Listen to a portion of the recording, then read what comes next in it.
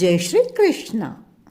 சங்ககாலம் தொட்டு இன்று வரை நமக்கு கிடைத்த சிற்றிலக்கிய வகைகளில் பாவை பாட்டும் ஒன்று. பாவை பாட்டு என்றாலே ஆண்டாள் அருளிய திருப்பாவையும் மாணிக்கவாசக பெருமானார் அருளிய திருவம்பாவையுமே நம் நினைவிற்கு வரும். அன்பு நெறியே தமிழ் நெறி, அதுவே சமயங்களின் நெறியுமாம். இதையே பாவை பாடல்கள் நமக்கு புலப்படுத்துகின்றன. மாணிக்கவாசகர் சிவபெருமானையும் ஆண்டாள் பிராட்டி திருமாலையும் தங்கள் பாட்டுடை தலைவர்களாக கொண்டு அவர்தம் பெருமைகளை எடுத்துரைத்து தங்கள் அன்பை புலப்படுத்துகின்றனர்.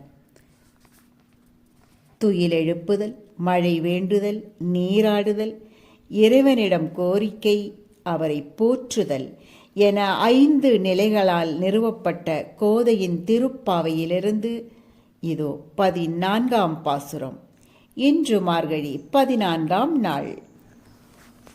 உங்கள் புழக்கடை தோட்டத்து வாவியுள் செங்கழு நீர்வாய் நெகிழ்ந்து ஆம்பல் வாய் கூம்பின காண். செங்கல் பொடி கூரை வெண்பல் தவத்தவர் தங்கள் திருக்கோயில் சங்கு இடுமான் போதந்தார். எங்களை முன்னம் எழுப்புவான் வாய் பேசும் நங்காய். எழுந்திராய் நாணாதாய் நாவுடையாய் சங்கொடு சக்கரம் ஏந்தும் தடக்கையன் பங்கைய கண்ணானை பாடேலோரெம்பாவாய்.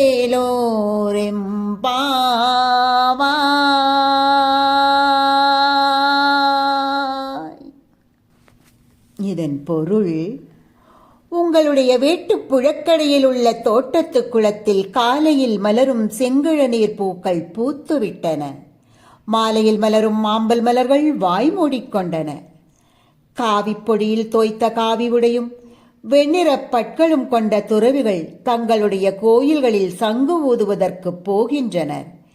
எங்களை முன்னதாக வந்து எழுப்புவதாகச் சொன்ன நங்கையே, அவ்வாறு சொன்னபடி செய்யாததற்கு வெட்கமும் படாதவளே, வாய்ப்பேச்சில் வல்ல நாக்கை உடையவளே, சங்கு சக்கரங்களை ஏந்திய பெரிய கைகளையும் செந்தாமரை போன்ற கண்களையும் உடைய கண்ணனை பாடுவதற்கு எழுந்து வருவாயாக.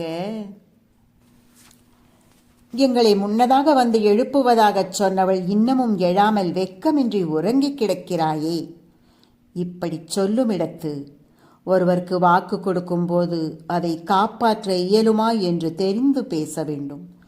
கொடுத்த வாக்கை தவறவிட்டு பிறரை ஏமாற்றி இப்படி கொஞ்சமும் வெட்கமே இல்லாமல் தெரிகிறார்களே என்ற வருத்தத்தை இப்பாசுரம் வாயிலாக வெளிப்படுத்துகிறாள் ஆண்டாள் பிராட்டி. நாமும் சொன்ன சொல் தவறாதவர்களாக, கொடுத்த வாக்கை காப்பவர்களாக இருந்து அப்பரந்தாமனருள் பெறுவோமாக. சர்வம் கிருஷ்ணார்ப்பணம்.